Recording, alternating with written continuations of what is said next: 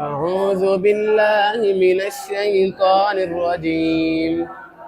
بسم الله الرحمن الرحيم.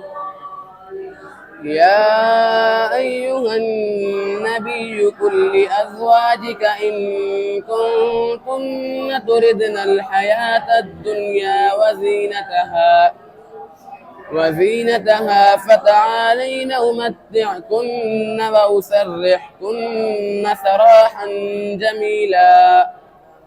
وإن كنتن تردن الله ورسوله والدار الآخرة فإن الله أعد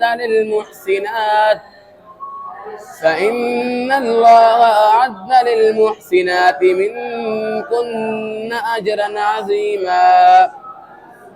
يا نساء النبي من يأت منكن بفاحشة مبينة يضاعف لها العذاب ضعفين وكان ذلك على الله يسيرا.